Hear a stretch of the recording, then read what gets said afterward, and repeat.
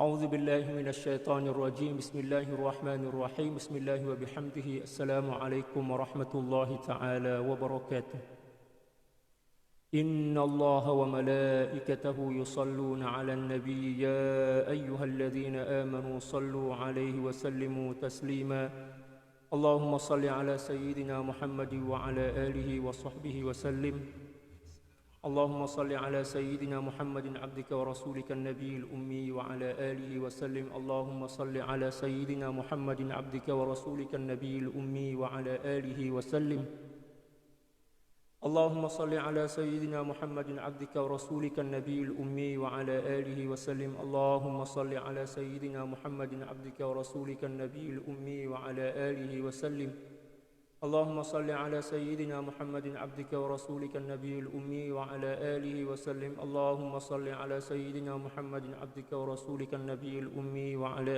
آله وسلم اللهم صل على سيدنا محمد عبدك ورسولك النبي الأمي وعلى آله وسلم اللهم صل على سيدنا محمد عبدك ورسولك النبي الأمي وعلى آله وسلم اللهم صل على سيدنا محمد عبدك ورسولك النبي الأمي وعلى آله وسلم اللهم صل على سيدنا محمد عبدك ورسولك النبي الأمي وعلى آله وسلم عدد ما وسعه علم الله الحمد لله غافر الذنب وقابل التوب شديد العقاب ذي الطول لا إله إلا هو إليه المصير والصلاة والسلام على المبعوث رحمة للعالمين سيدنا محمد وعلى آله وصحبه أجمعين اللهم اغفر لأمة سيدنا محمد صلى الله عليه وسلم وأصلح أمة سيدنا محمد صلى الله عليه وسلم وفرج عن أمة سيدنا محمد صلى الله عليه وسلم وارحم أمة سيدنا محمد صلى الله عليه وسلم وألف بين قلوب أمة سيدنا محمد صلى الله عليه وسلم لما تحب وترضاه وافتح لنا فتوح العارفين بك بحق سيدنا محمد صلى الله عليه وسلم سبحانك لا علم لنا إلا ما علمتنا إنك أنت العليم الحكيم ولا حول ولا قوة إلا بالله العلي العظيم رب اشرح لي صدري ويسر لي أمري واحلل عقدة من لساني يفقه قولي وصلى الله على سيدنا محمد وعلى آله وصحبه وسلم والحمد لله رب العالمين. Alhamdulillah, puji syukur kehadirat Allah Subhanahu wa taala. Salawat dan salam semoga senantiasa tercurah dan terbingkis ke atas junjungan kita Nabi besar Muhammad sallallahu alaihi wasallam. Demikian juga keluarga, para sahabat serta orang-orang yang senantiasa mencintai, mematuhi beliau dan mengikuti jejak langkah beliau sampai ke akhir zaman. Wassalawatullahi wassalamuhu alaika sayyidi ya Rasulullah. Para sahabat sekalian, pada pagi ini insyaallah kita kembali melanjutkan kajian kita tentang adab dan akhlak berinteraksi dengan Al-Quran dari kitab At-Tibyan fi Adabi Hamalatil Quran karangan Sayyidil Imam An-Nawawi radhiyallahu ta'ala anhu. قال المؤلف رحمه الله تعالى ونفعنا الله بعلومه وعلوم شيوخه وشيوخنا وجميع أولياء الله الصالحين في الدارين اللهم آمين. فصل في البكاء عند قراءة القرآن. Satu pasal yang menjelaskan tentang menangis ketika mana membaca Al-Quran. قد تقدم في الفصلين المتقدمين بيان ما يحمل على البكاء في حال القراءة. Telah disebutkan pada dua pasal atau fasal sebelum ini tentang penjelasan sesuatu yang boleh menyebabkan seseorang menangis ketika mana membaca Al-Quran. Nah, ada beberapa penjelasan sebelum pembahasan ini tentang macam mana cara kita agar boleh menangis dalam membaca Al-Quran. Di antaranya adalah at-tadabbur fil qiraah, mentadabburi bacaan Al-Quran. Yang kedua khusyuk. Demikian juga ikhlas, beradab, ya kan, seolah-olah kita sedang bermunajah kepada Allah Subhanahu wa taala. Nah, perkara-perkara itulah yang akan memudahkan kita untuk menangis ketika mana membaca Al-Quran. Adapun seseorang yang membaca Al-Quran macam membaca koran atau membaca surat kabar, maka ya, Al-Quran itu tidak akan berkesan dalam hati dia. Bacaan Quran itu tidak akan berkesan dalam hati dia. Nah, adab sebelum kita membaca Al-Quran atau adab yang kita kena tunaikan sebelum melakukan suatu ibadah itu sangat berkesan, sangat berpengaruh kalau dalam bahasa Indonesia untuk mencipta khusyuk, demikian juga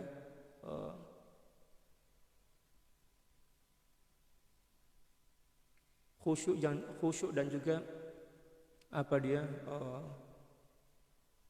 menangis dalam melakukan ibadah. Suatu saat dulu Sayyidil Imam Ja'far As-Shadiq radhiyallahu taala anhu anil jami', beliau sedang berwudu, mengambil air wudu.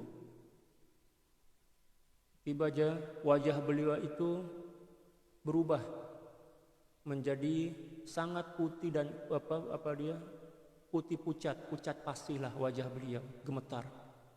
Macam itu. Murid-murid beliau nampak, tengok, bertanyalah, "Ya Tuan Imam, apakah gerangan yang menyebabkan wajah Tuan Imam berubah menjadi putih atau pucat pasih macam itu kan?" Lalu kemudian tubuh badan imam gemetar. Ingat kan sakit macam itu kan. Kata beliau, "Tahukah kamu, selepas saya berwudu ini saya akan berhadapan dengan siapa?" Ya, dalam sholat lah maksudnya kan. Berhadapan dengan Allah Subhanahu wa ta'ala. Itulah satu di antara adab yang insya Allah boleh mencipta khusyuk, demikian juga tangisan dalam ibadah. Adapun ibadah yang kita lakukan dengan serta-merta tanpa ada persiapan adab, ya, sebelum membaca Al-Quran kita sedang fokus kepada handset kita, fokus kepada handphone kita, tengok video, tengok Twitter kita, tengok Instagram kita. Lepas itu kita terus membaca Al-Quran. Bacaan Quran itu tidak akan pernah berkesan dalam jiwa kita, sebab tak ada persiapan. Yang terpenting adalah persiapan sebelum membaca Al-Quran. Allahu Akbar. Wa huwa sifatul arifin. Menangis ini merupakan satu di antara sifat para arifin billah ketika mana membaca Al-Quran. Wa syiaru ibadillahi salihin, dan juga merupakan syiar kepada hamba-hamba Allah Subhanahu wa ta'ala dari golongan salihin. Ya, para arifin billah, demikian juga ulama salafun saleh, orang-orang soleh, bila mana mereka membaca Al-Quran, sama ada dalam solat maupun di luar solat, senantiasa menangis. Dan tangisan itu bukanlah tangisan yang dibuat-buat, tetapi memang kesan daripada bacaan Al-Quran mereka. Itulah mengapa mereka tak bosan-bosan membaca Al-Quran. Sebab dengan bacaan Al-Quran itu mereka damai, tentram. Tangisan mereka bukan setakat karena teringat akan azab, teringat akan siksa Allah, bukan setakat itu je. Tapi terkadang tangisan mereka itu karena tangisan kesyukuran. Ya, tangisan kesyukuran, tangisan rindu dan cinta kepada Allah Subhanahu wa ta'ala. Kita juga terkadang menangis baca Al-Quran, tapi tangisan kita bukan sebab bacaan Quran kita.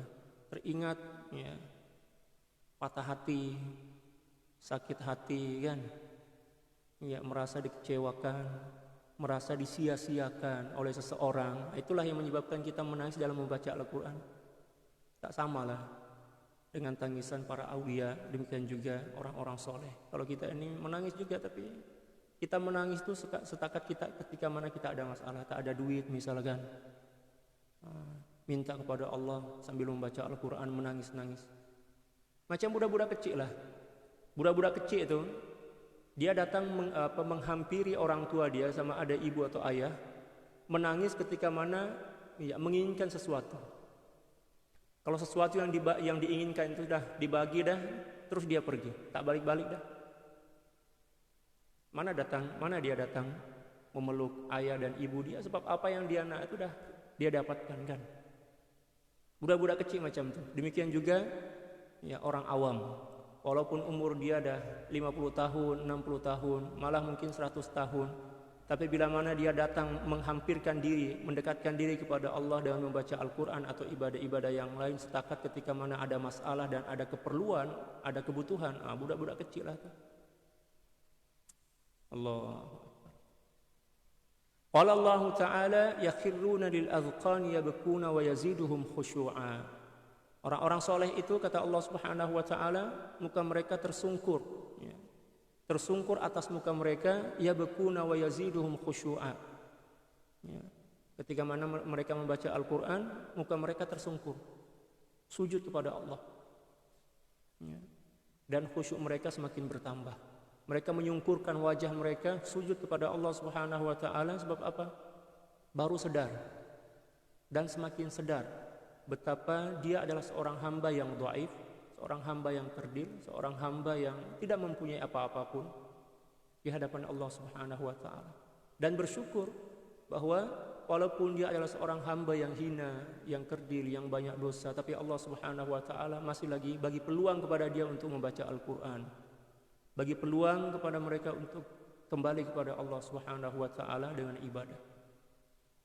Itulah satu di antara sifat para aulia, ya, para sholihin.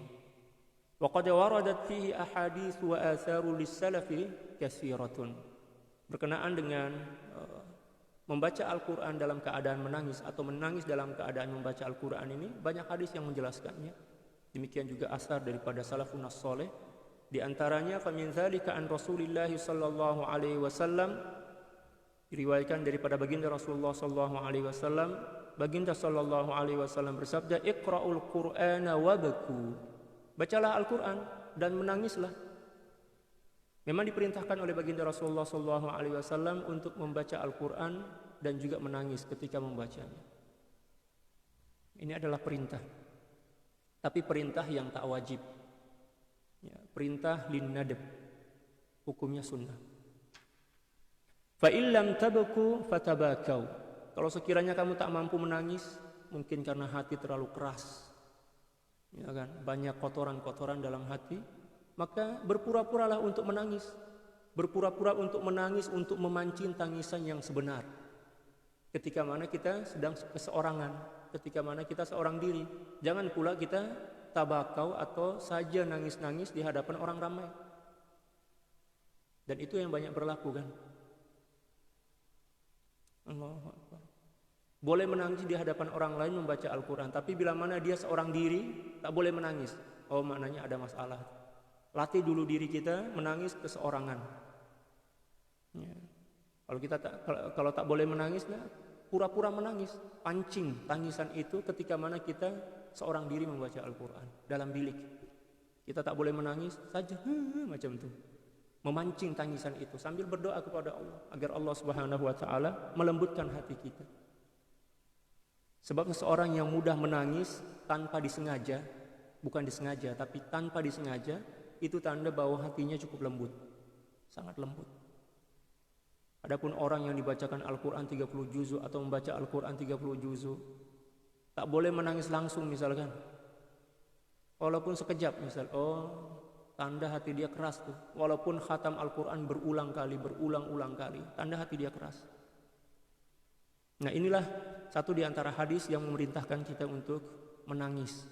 Ya, ketika membaca Al-Quran, kalau kita tak mampu maka sekurang-kurangnya kita memancing tangisan itu dengan saja menangislah. Wa an Umar bin Al-Khattab radhiyallahu taala anhu annahu shalla bil jama'ati subha fa qara'a surata Yusuf fa baka hatta salat dumu'uhu ala tarqutihi. Allahu akbar. Wa fi riwayatin annahu kana fi salatil isya'i fa yadullu ala takarrurihi minhu. Wa fi riwayatin fa baka hatta sami'u buka'ahu min wara'is sufuf. Diriwayatkan daripada Sayyidina Umar bin Khattab radhiyallahu taala an, sesungguhnya beliau pernah menjadi imam salat berjamaah subuh. Kemudian beliau membaca surah Yusuf. Nah, setelah itu sambil salat beliau menangis. Menangis terseduh-seduh. Ya, terisak-isak kalau dalam bahasa Indonesia. Sampailah air mata beliau itu membasahi ya tarqutihi. Tarquti itu ini. Dua tulang lengan, tarkut itu ini. Kan kalau orang Arab jangkut dia panjang kan, kalau dalam bahasa Indonesia jengkol dia panjang. Maknanya betul-betul basah lah. Sebab selalunya kalau orang yang jenggot panjang sambil menangis, air mata itu terus jatuh kan. Ini tak, ini terus ke dada beliau. Sini, tarkut, ini, dua tulang lengan ini. Maknanya betul-betul deras lah. Ya, banyak sangat air mata beliau. Wa fi riwayatin dalam suatu riwayat yang dalam riwayat yang lain annahu kana fi sholatil isya. Beliau menangis ini bukan di salat subuh tetapi di salat isya. Fayadullu ala takarrurihi minhu. Ini menunjukkan bahwa tangisan itu berulang-ulang kali. Terkadang pada suatu masa beliau menangis di salat subuh ketika menjadi imam salat di waktu subuh, demikian juga di waktu isya. Maknanya tak kira masalah. Wa fi riwayatin fabaka hatta sami'u buka'ahu min wara'is sufuf. Dan ada suatu riwayat yang menjelaskan bahwa beliau menangis hinggalah terdengar sampai saf yang paling belakang. Nah, kita ketahui bahwa masjid baginda Rasulullah SAW bila mana sholat berjamaah itu memang sampai hujung. Para sahabat ribu-ribu yang ikut sholat berjamaah. Maknanya tangisan Sayyidina Umar bin Khattab radhiyallahu taala anhu anil jami' ini memang cukup teruk juga lah tangisan beliau. Sampailah para jamaah yang ada di shaf paling belakang itu mendengarkan tangisan beliau. Wa an Abi Raja'in qala ra'aitu ibn Abbas radhiyallahu taala anhuma wa tahta 'ainaihi mithlu syiraki al-bali min ad-dumu'. Diriwayatkan dari Sayyidina Abi Raja. Sayyidina Abi Raja ini adalah satu di antara golongan mukhadramin istilah dia. Apa yang dimaksud dengan mukhadramin? Mukhadramin adalah orang-orang yang hidup di zaman jahiliyah sebelum Islam datang dan juga hidup di zaman baginda Rasulullah SAW, tetapi tak pernah jumpa dengan baginda Rasulullah SAW. Tapi mereka beriman kepada Allah Subhanahu Wa Taala, kepada baginda Rasulullah SAW, tetapi tak pernah jumpa dengan baginda Rasulullah SAW. Diistilahkan dengan mukhadramin. Nah, para sahabat kalau baca hadis mesti banyak jumpa dengan golongan mukhadramin. Di antaranya adalah Sayyidina Uwais Al-Qarani. Menurut sebagian para ulama, beliau adalah tabi'in yang tergolong sebagai mukhadramin.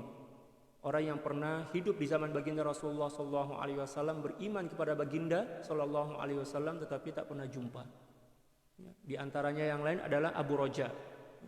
Beliau hidup di zaman Rasulullah, beriman kepada baginda Rasulullah, tapi tak pernah jumpa. Diistilahkan dengan golongan mukhadramin. Nah, Sayyidina Abi Raja ini bercerita bahwa saya pernah melihat Sayyidina Ibnu Abbas radhiyallahu taala an, yang mana di kedua kelopak mata beliau, di bawah mata beliau itu ada tanda macam dua tali selipar, dua tali sendal. Ya. Sebab terlalu banyak air mata yang membasahinya. Macam ini, ada tanda macam ini hitam. Mungkin para sahabat pernah tengok orang-orang Afrika kan, orang Afrika yang ada tanda terkadang kat sini. Kalau ini kat sini, Sayyidina Abdullah bin Abbas kat sini. Dua tanda hitam, sebab terlalu banyak menangis. Subhanallah. Sama ada menangis ketika mana membaca Al-Quran dalam sholat maupun di luar, ataupun ketika beliau sedang muhasabatun nafs, introspeksi diri, nantiasa menangis. Dan perkara ini juga berlaku pada Sidi Al-Hasan Al-Basri. Dan Al-Hasan Al-Basri juga mempunyai dua tanda kat sini. Dan Al-Hasan Al-Basri radhiyallahu taala an, beliau tak pernah berani melihat langit. Tak pernah, malulah melihat langit macam ini. Beliau tunduk je. Ya. Para sahabat beliau bertanya, "Wahai imam, apakah gerangan yang menyebabkan Tuan Imam tak pernah pun kami orang nampak tengok langit?" Kata beliau, "Macam mana saya boleh nak tengok langit, berani nak tengok langit? Malulah kepada Allah. Saya ini siapa? Saya ini hamba yang kerdil, hamba yang hina, hamba yang banyak dosa. Setakat orang-orang mulia aja yang boleh tengok langit." Kata beliau, subhanallah. Sayyidut Tabi'in kan, penghulu, pengetua kepada seluruh para tabi'in, Sayyidina Al-Hasan Al-Basri. Beliau tak pernah berani tengok langit. Kalau kita memang saja tengok langit, ambil gambar, siap ambil gambar, ambil video pula kan, tanpa ada rasa malu, tanpa ada rasa takut kepada Allah. Sayyidina Hasan al-Basri tak berani. Beliau cakap, orang yang berani melihat atau tengok langit itu setakat orang-orang hebat lah, orang-orang yang merasa mulia di sisi Allah Subhanahu wa taala yang layak tengok langit. Subhanallah. Itulah satu di antara akhlak ubudiyah yang dimiliki oleh para aulia. Bukan bermakna dosa tengok langit itu, tak dosa pun, tetapi ada rasa malu, ada akhlak, ada adab yang setakat boleh dirasai, boleh dikecapi oleh orang-orang yang hatinya bersih, orang-orang yang hatinya lembut, orang-orang yang hatinya penuh dengan mahabbah, ya, rindu dan cinta kepada Allah Subhanahu wa taala. Wa an Abi Salih qala qadima nasun min ahli al-Yaman ala Abi Bakr as-Siddiq radhiyallahu ta'ala anhu faja'alu yaqra'una al-Qur'an wa yabkun. Faqala Abu Bakr as-Siddiq radhiyallahu ta'ala anhu hakadha kunna. Diriwayatkan daripada Sayyidina Abi Salih, beliau berkata bahwa suatu saat atau suatu hari ada beberapa orang yang datang daripada Yaman, ya, menjumpai Sayyidina Abu Bakr as-Siddiq ketika beliau menjadi khalifah lah. Lalu kemudian mereka membaca Al-Quran di hadapan Sayyidina Abu Bakr as-Siddiq.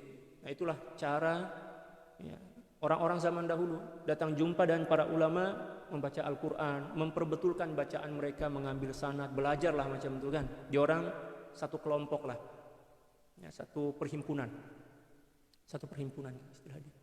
Ya, satu kelompok lah, satu grup datang jumpa dengan Sayyidina Abu Bakar untuk membaca Al-Quran, belajar, memperbetulkan makharijul huruf, demikian juga hukum hakam tajwid dia. Ya, demikian juga bertanya tentang tafsir dan lain sebagainya. Lalu ketika mana dia orang ini membaca Al-Quran, dia orang tak mampu nak membendung, ya, kesedihan mereka, tangisan mereka. Mereka menangis di hadapan baginda, di hadapan Sayyidina Abu Bakr as-Siddiq radhiyallahu taala anhu wa an jami'. Lalu Sayyidina Abu Bakr as-Siddiq radhiyallahu taala anhu berkata, demikianlah hal keadaan kami bila mana kami membaca Al-Quran. Maknanya seolah-olah Sayyidina Abu Bakr as-Siddiq radhiyallahu taala an membenarkan, ya, menangis ketika membaca Al-Quran, dan beliau mengatakan demikianlah para sahabat secara amnya bila mana membaca Al-Quran mesti menangis. Ya, kalau kita sambil tertawa terbahak-bahak, gelak lah, tak ada adab langsung. Wa an Hisham qala rubbama sami'tu buka'a Muhammad bin Sirin fil laili wa huwa fis shalah.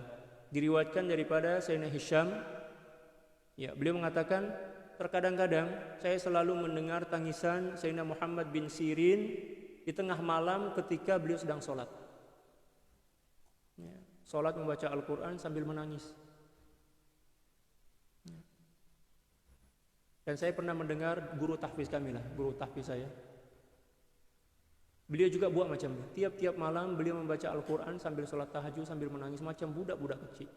Mula-mula saya dengar, sebab asrama kami itu tak seberapa jauh daripada rumah beliau kan, satu kawasan lah. Tengah malam dalam pukul berapa? Pukul 2:30 macam itu lah. Terdengar tangisan, macam orang sakit lah. Macam itu kan. Saya pun cari-cari kak mana tangisannya. Takut-takut ada orang sakit, ada orang yang kena santau kayak apa kan, menangis macam itu. Ini tuan guru lah, beliau menangis macam budak-budak kecil, mengulang hafazan lah kan. Menangis macam budak-budak kecil, macam seorang budak kecil yang meminta sesuatu atau sedang rindu kepada ibu dan ayah dia itu. Nangis macam, ya Allah, saya pun tak mampu nak dengar tangisan beliau itu. Ingatkan malam itu je kan. Malam esok pula saya dengar beliau menangis juga. Ternyata ya, bukan setakat saya aja yang dengar. Para pelajar budak-budak tahfiz yang lain pun selalu dengar tiap-tiap malam. Masya Allah, luar biasa.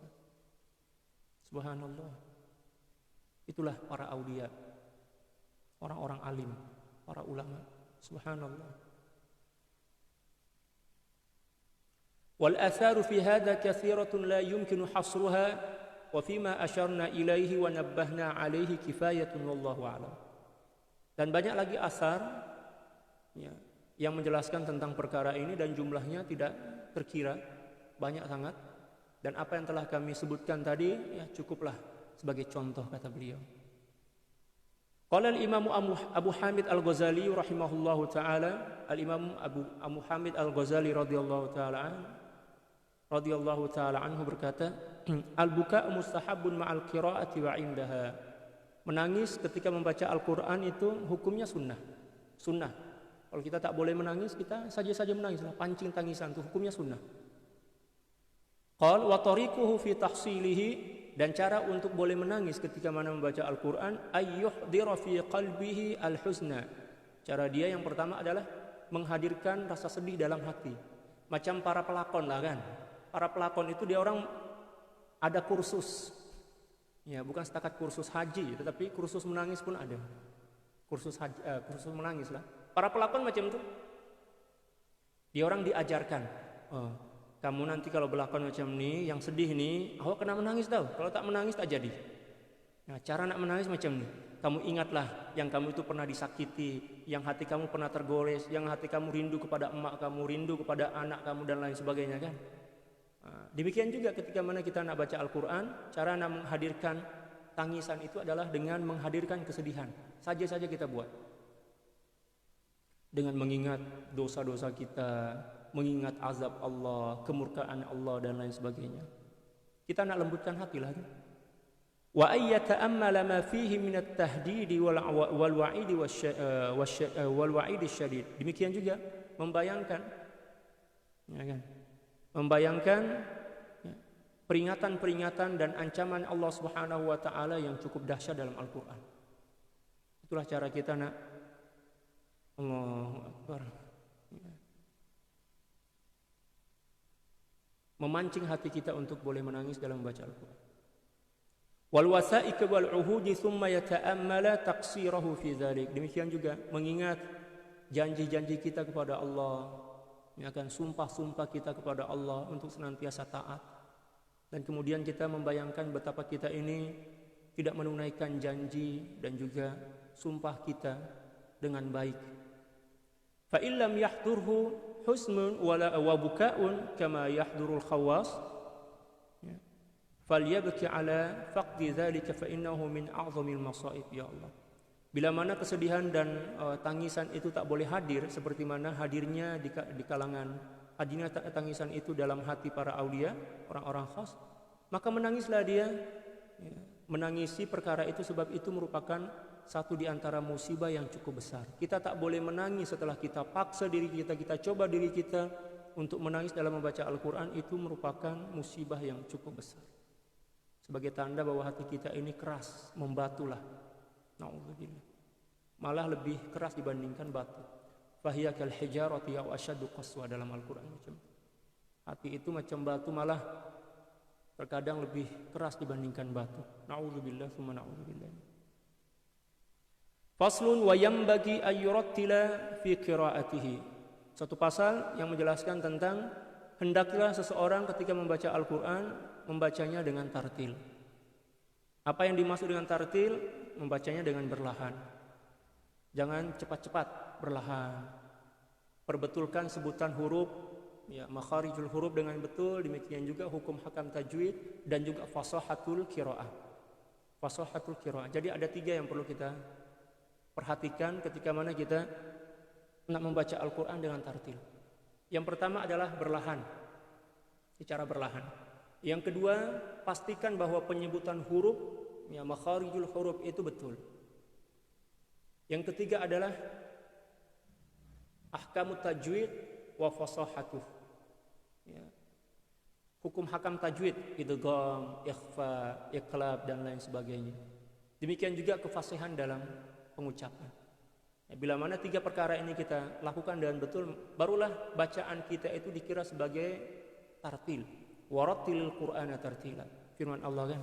Dan bacalah Al-Quran dengan tartil, ya, dengan cara berlahan, perbetulkan penyebutan huruf, ya, makharijul huruf dia, demikian juga ahkam at-tajwid dan juga fasahatul, ya, fasahatul qiraah, kefasihan dalam membaca Al-Quran. Wa sabata an Ummi Salamah radhiyallahu taala anha wa annaha na'atat qira'atan Nabi sallallahu alaihi wasallam qira'atan mufassaratan harfan harfa. Dan telah diriwayatkan daripada Sayyidina Ummu Salamah. Sayyidina Ummu Salamah ini merupakan ummul mukminin. Ya, istri kepada baginda Nabi sallallahu alaihi wasallam. Yang merupakan bekas istri kepada Sayyidina Abu Salamah, nama mantan suami beliau. Dan beliau, ya, suami beliau meninggal dunia kalau tak silap dalam perang Uhud, kalau tak silap, tak ingat pula, dengan meninggalkan ramai anak. Maka baginda Rasulullah SAW lah yang menikahi Ummu Salamah, ya. Lalu bagindalah yang mendidik dan mentarbiyah anak-anak Abu Salamah. Luar biasa baginda Rasulullah SAW. Subhanallah. Mengawini seorang janda yang banyak anak. Dan Ummu Salamah sangat gembira. Mula-mula beliau sedih kan, sebab begitu cinta kepada kepada Abu Salamah. Lalu beliau tengok anak-anak ramai sangat, macam mana nak urus, nak mentarbiyah kan. Ya. Dan Ummu Salamah ini cukup mencintai Abu Salamah, sebab memang Abu Salamah ini adalah suami yang baiklah, suami yang soleh. Lalu baginda Rasulullah SAW menghibur hati Ummu Salamah. Ya. Insya Allah, kata baginda Rasulullah, kamu akan menikah dengan seorang yang lebih baik dibandingkan Abu Salamah. Mula-mula Ummu Salamah tak percayalah, mana ada apa dia lelaki yang lebih baik dibandingkan Abu Salamah, sebab Abu Salamah ini luar biasa lah kan.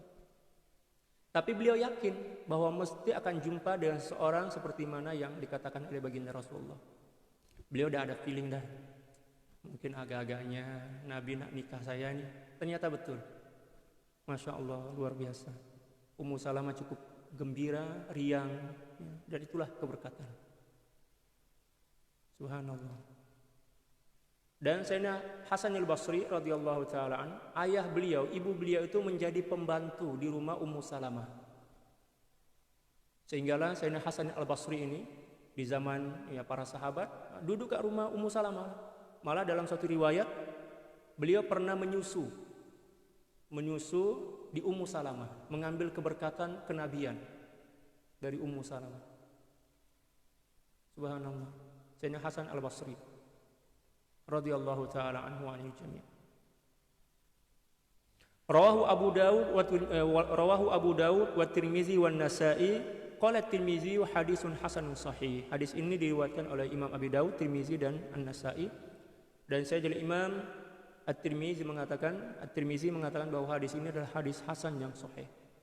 Wa an Muawiyah ibni Qurrata an Abdullah ibn Mughaffal radhiyallahu taala anhu qala ra'aitu Rasulullah sallallahu alaihi wasallam yaum al-fath Makkah ala naqatihi yaqra'u surat al-fath farajja'a fi qira'atihi rawahu al-Bukhari wa Muslim. Diriwayatkan daripada Muawiyah bin Qurrah dari Abdullah bin Mughaffal radhiyallahu taala anhu wa anil jami'. Beliau berkata, saya pernah menyaksikan baginda Rasulullah sallallahu alaihi wasallam ketika berlakunya Fathu Makkah, penaklukan kota Makkah. Beliau sedang berada di atas tunggangan beliau, naqah. Di atas naqah beliau, tunggangan beliau, sambil membaca suratul Fath, inna fatahna laka fathan mubina, itu kan. Dan beliau mengulang-ulang ya, awal surah itu, mengulang-ulang surah itu. Apa hubungan dia hadis ini dengan menangis dalam membaca Al-Quran? Ya, beliau membacanya dengan tangisan, maksudnya. Baginda Rasulullah SAW membacanya sambil menangis, sebab apa? Syukur kepada Allah. Sebab apa yang telah dijanjikan oleh Allah Subhanahu Wa Taala bahwa beliau akan menaklukkan kota Mekah telah dikabulkan oleh Allah Subhanahu Wa Taala. Wa an Mujahidin annahu su'ila an rajulaini qara'a ahaduhuma al-Baqarata wa ala Imran wal akharu al-Baqarata wahdaha wa zamanuha wa ruku'uha wa sujuduha wa julusuha sawa'un. Qala alladhi qara'a al-Baqarata wahdaha afdal. Diriwayatkan daripada Sayyidina Mujahid. Sayyidina Mujahid ini merupakan tabi'in, ya, pakar tafsir. Beliau bertanya tentang dua orang lelaki yang sama-sama sedang sholat. Yang seorang lelaki ini sambil dia sholat, dalam sholat dia membaca surah Al-Baqarah. Surah Al-Baqarah kan 2 juzuk setengah, ya 48 muka surat. 48 muka surat. Sebab 1 juzuk 20 muka surat, 2 juzuk ya, 40 muka surat, campur pula 4 lembar. 4 lembar maknanya 8 muka surat. Maknanya 48 muka surat. Wa ala Imran, demikian juga membaca surah Ali Imran, dan seorang itu setakat membaca suratul Baqarah sahaja. Tetapi masa salat, ya ruku dia sama, bacaan sujud dan ruku dia sama. Mana yang lebih afdal? Kata Sayyidina Mujahid, ya seseorang yang setakat membaca suratul Baqarah itu lebih afdal. Sebab setakat membaca suratul Baqarah walaupun lebih sedikit dibandingkan bacaan orang pertama tadi, tetapi dipastikan bahwa bacaan dia lebih tartil. Ya kan? Lebih tartil dan juga lebih berkesan dalam jiwa. Maknanya lebih baik membaca sedikit surah, janji kita baca dengan tartil dan kehadiran hati, khusyuk, dibandingkan banyak tapi baca macam setakat kak lisan saja.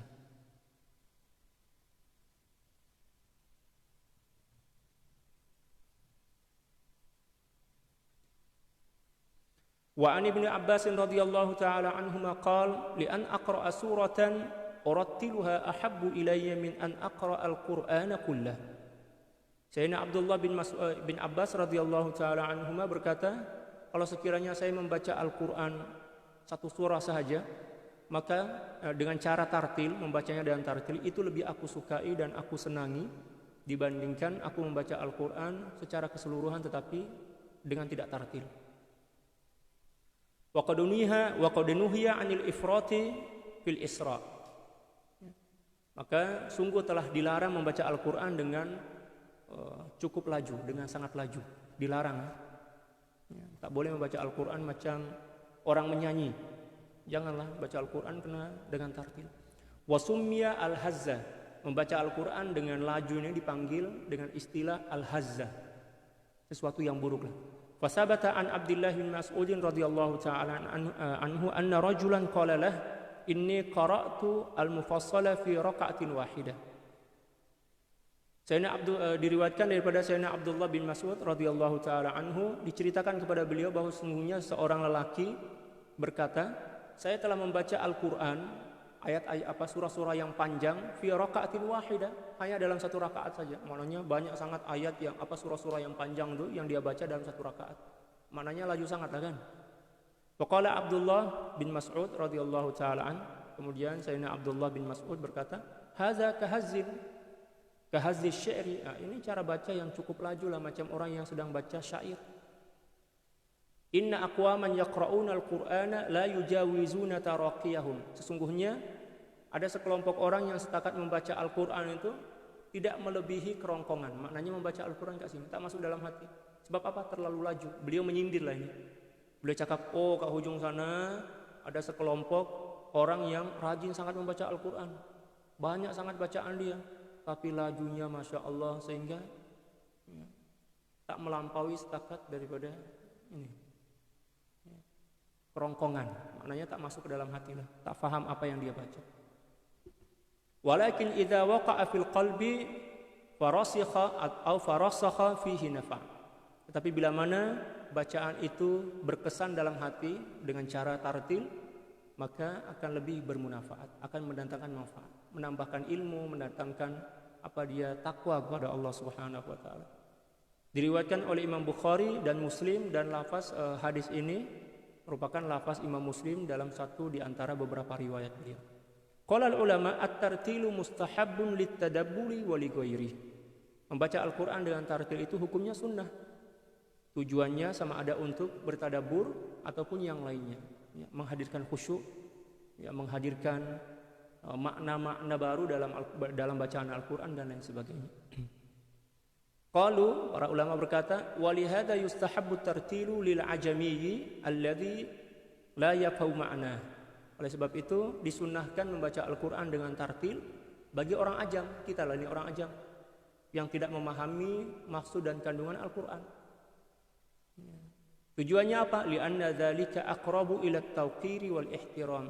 Karena sungguhnya membaca dengan tartil itu lebih dekat kepada penghormatan dan pengagungan kepada Al-Quran. Wa asyaddu ta'siran fil qalbi, dan juga cukup memberi kesan yang sangat besar di dalam hati. Ya, baca Al-Quran dengan tartil. Jangan tergesa-gesa. Faslun, suatu fasal. Wa yustahabbu idza marra bi ayati rahmatin ay yas'alallaha ta'ala min fadli. Disunahkan bila mana membaca satu ayat tentang rahmat untuk meminta kepada Allah Subhanahu wa taala akan dikaruniakan anugerah, diberi anugerah. Ya, misal bercerita tentang surga kan. Ya Allah, ya, bagilah kelayakan kepadaku untuk memasuki surgamu, untuk menyaksikan dan melihatmu dalam surga. Macam itulah. Jangan setakat surga aja, rugilah minta setakat surga aja. Minta surga sekali dengan an-nazaru ila wajhillahil karim. Minta surga dan juga kebenaran atau izin untuk boleh memandang wajah Allah Subhanahu wa taala di akhirat nanti. Dalam surga itu agar nikmat itu sempurna. Kalau setakat minta surga tapi tak minta boleh nampak, boleh melihat wajah Allah Subhanahu wa taala di akhirat nanti, rugilah. Wa idza marra bi ayati 'adzabin yasta'idza billah, dan bila mana membaca tentang ayat azab maka memohon perlindungan daripada Allah Subhanahu wa taala, minasyarri aw minal azab, dari keburukan ataupun azab, ya, seksa, ya, neraka. Mohon kepada Allah.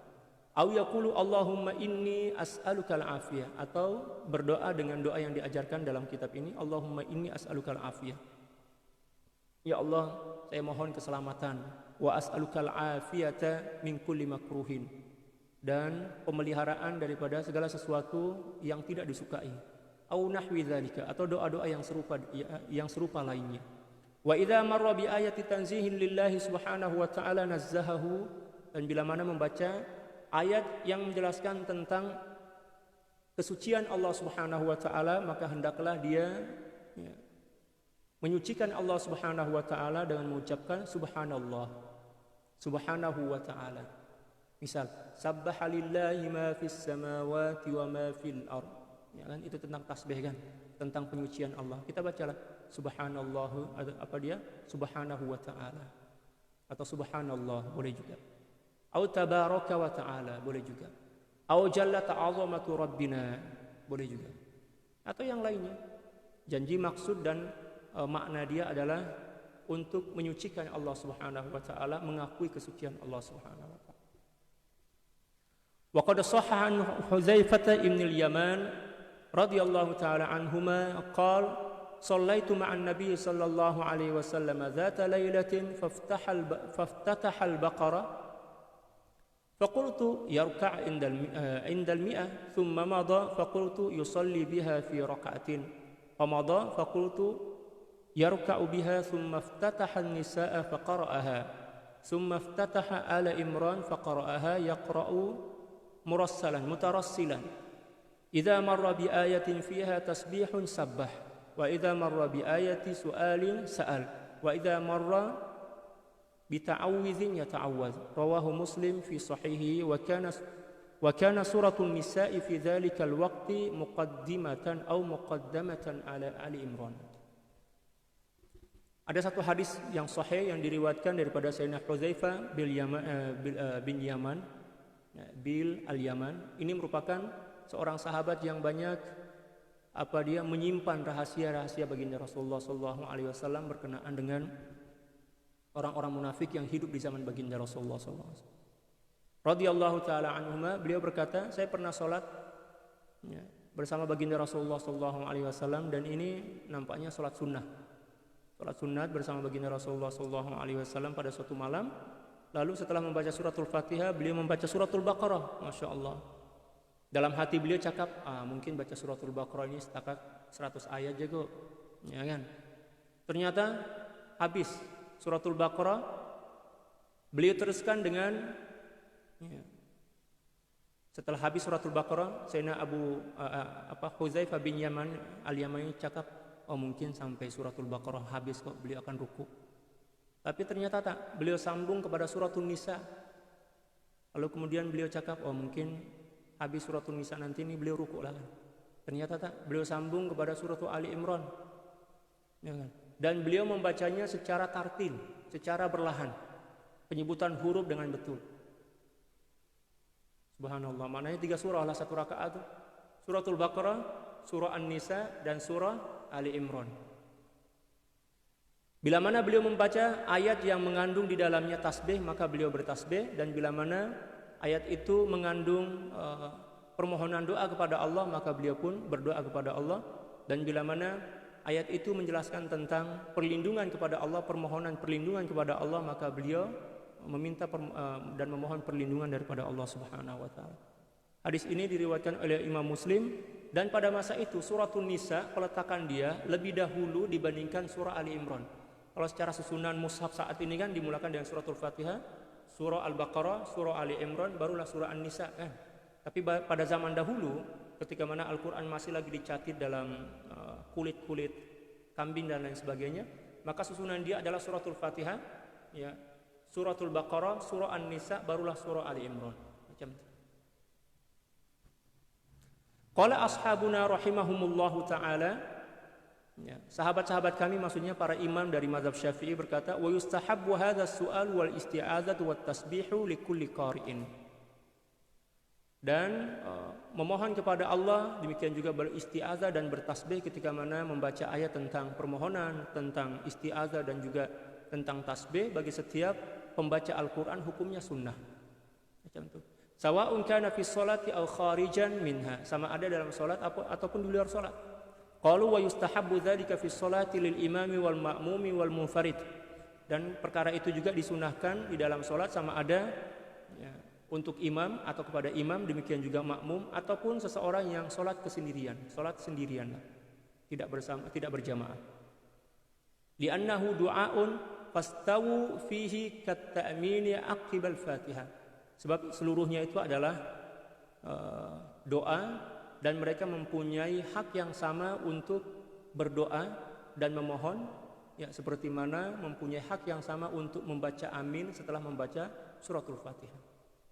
Wa hadha alladhi dzakarnahu min istihbab as-su'ali wal isti'adzati wa huwa madhhab Syafi'i. Dan apa yang kami sebutkan ini merupakan pendapat daripada mazhab Syafi'i radhiyallahu taala anhu. Wa jamaahirul ulama rahimahumullah, dan juga merupakan pandangan atau pendapat daripada jumhur para ulama. Wa qala Abu Hanifah rahimahullah, dan pandangan Abu Hanifah, ya, mengatakan la yustahabbu dzalika bal yukrahu fis shalah. Kata beliau, tidak sunnah, malah makruh, ya, berdoa ataupun isti'adzah ataupun bertasbih ketika mana membaca Al-Qur'an dalam salat. Ya, hukumnya makruh dalam mazhab Abu Hanifah. Wassawabu qaulul jamaahiri lima qaddamna. Akan tetapi pendapat yang betul, ya, yang sahih adalah pendapat para jumhur ulama, yaitu kita boleh, ya, berdoa ataupun bertasbih dalam salat ketika membaca ayat tentang tasbih ataupun ayat yang memerintahkan kita untuk berdoa. Wallahu subhanahu wa ta'ala a'la wa a'lam. Cukup sekian pengajian kita pada pagi hari ini. Semoga diberkahi oleh Allah Subhanahu wa taala, dan semoga kita istiqomah dalam kebaikan. Allahumma amin. Yaumul Itsnin. Sorry.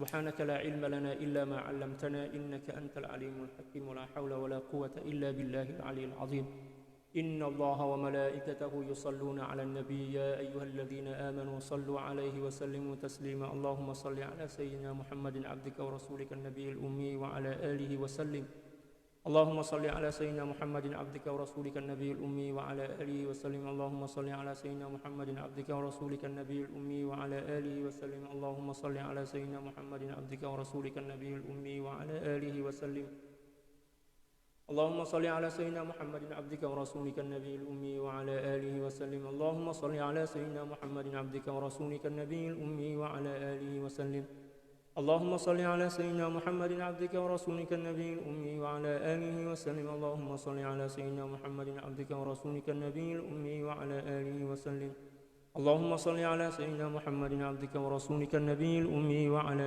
آله وسلم اللهم صل على سيدنا محمد عبدك ورسولك النبي الأمي وعلى آله وسلم اللهم صل على سيدنا محمد عبدك ورسولك النبي الأمي وعلى آله وسلم عدد ما وسعه علم الله.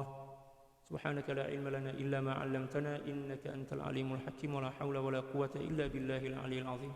السلام عليكم ورحمة الله تعالى وبركاته.